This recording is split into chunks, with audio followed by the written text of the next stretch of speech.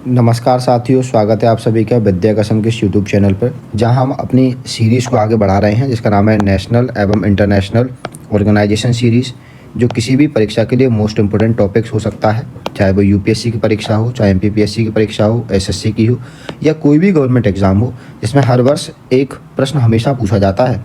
तो चलो बिना देरी किए हुए हम आगे बढ़ते हैं। आज का हमारा टॉपिक है द वर्ल्ड बैंक। यदि हम वर्ल्ड बैंक के सामान्य परिचय की बात करें, इस सामान्य परिचय से ही हर साल क्वेश्चन आते हैं। मैं यहाँ स्टार लगा देता हूँ जिससे आपको ये याद रह जाएगा।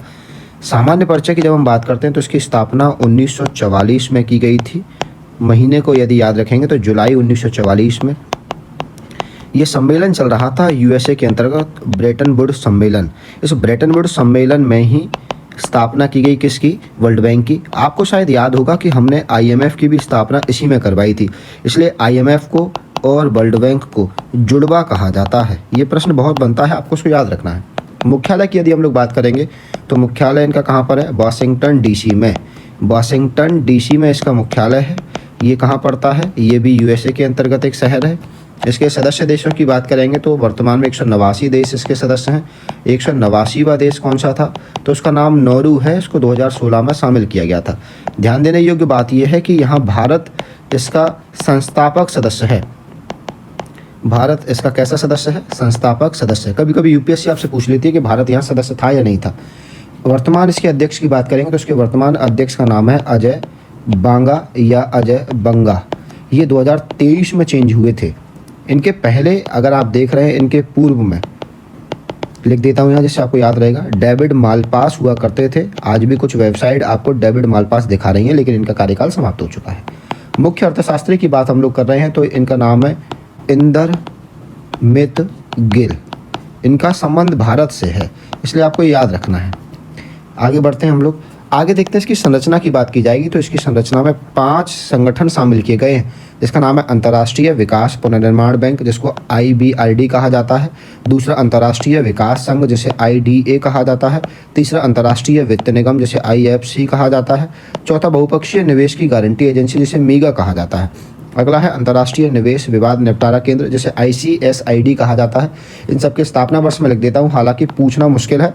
तो 1945 में आईबीआरडी की स्थापना की गई, 1960 में आईडीए की स्थापना की गई, आईएफसी की स्थापना 1956 में की गई, मीगा की स्थापना 1988 में की गई और आईसीएसआईडी की स्थापना 1966 में की गई। यदि हम लोग बात कर रहे हैं तो इन पाँचों को मिलाकर विश्व बैंक समूह कहा जाता है। क्या कहा जाता है? विश्व बैंक समूह कहा जाता है। जब भी न्यूज़पेपर में लिखा होगा विश्व बैंक समूह यानी 5 की बात हो रही होगी, और जब भी लिखा होगा विश्व बैंक, तो जब भी हम विश्व बैंक की बात करेंगे तो यहाँ 2 ही मिलेंगे आपको। कौन कौन से? आईबीआरडी प्लस आईडीए, इन दोनों को मिलाकर ही विश्व बैंक कहा जाता है। यदि आगे हम इसके उद्देश्यों की बात करते हैं तो उद्देश्यों में हमको ध्यान रखना है कि अपने सदस्य देशों को आर्थिक पुनर्निर्माण और विकास के लिए दीर्घकालिक पूंजी प्रदान करता है। पूंजी का मतलब यहाँ ऋण या लोन से है कि जब भी कोई विकास योजनाएं चलेंगी तो वो ऋण प्रदान करेगा। ये अपने सदस्य राष्ट्रों में पूंजी निवेश को बढ़ावा देता है, यानी कि ये इसके जो भी सदस्य होंगे उनमें ये इन्वेस्टमेंट पर्पस को बढ़ावा देगा। फिर ये कोई भी विकास की परियोजनाएं चल रही हों उन सब के लिए ऋण प्रदान करेगा और ऋण के एवज में गारंटी भी प्रदान करने का कार्य करता है। यदि हम लोग इसके लक्ष्य देख रहे हैं तो इसके 2 ही लक्ष्य हैं कि इसके जो सदस्य देश हैं उसमें अत्यधिक गरीबी कम हो जाए। अत्यधिक गरीबी का पैमाना इसने लगाया है कि यदि कोई भी व्यक्ति प्रतिदिन $1.90 से कम कमाता है तो वो अपने आप में गरीब है। तो विश्व बैंक ने ये लक्ष्य रखा है कि 2030 तक ऐसे लोगों की संख्या 3% से भी कम करनी है विश्व में। दूसरा इसने रखा है कि जब हम किसी भी देश की सूची बनाते हैं तो उसमें ऊपर से लेकर नीचे तक जाने तक लोगों की आय में कमी आती है, तो अंतिम 40% लोग जो होंगे उनकी आय में वृद्धि करने का काम विश्व बैंक करेगी। ये विश्व बैंक ने अपने 2 लक्ष्य निर्धारण किए हैं। हम आगे देखते हैं कि विश्व बैंक की रिपोर्टें कौन कौन सी है। यहाँ से बहुत प्रश्न बनने की संभावना हमेशा रहती है।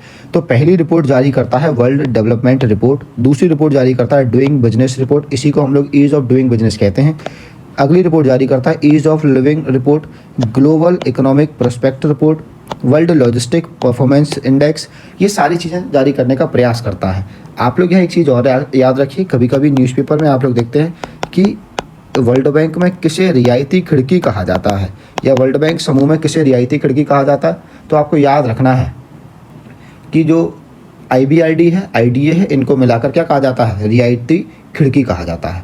चलिए, आज के लेक्चर में केवल इतना ही। आपको वीडियो पसंद आए तो वीडियो को लाइक करिए, वीडियो को अपने दोस्तों में शेयर करिए, चैनल को सब्सक्राइब करिए, वीडियो पर कमेंट करना ना भूलें और अपनी पसंद बताना ना भूलें। चैनल की जानकारी सबसे पहले पाने के लिए या अगले वीडियो की जानकारी सबसे पहले पाने के लिए चैनल के नोटिफिकेशन को टर्न कर लीजिए, बेल आइकन को दबाना ना भूलें। आपका वीडियो देखने के लिए बहुत बहुत धन्यवाद। ऐसे ही वीडियो के लिए बने रहिए। बहुत बहुत धन्यवाद।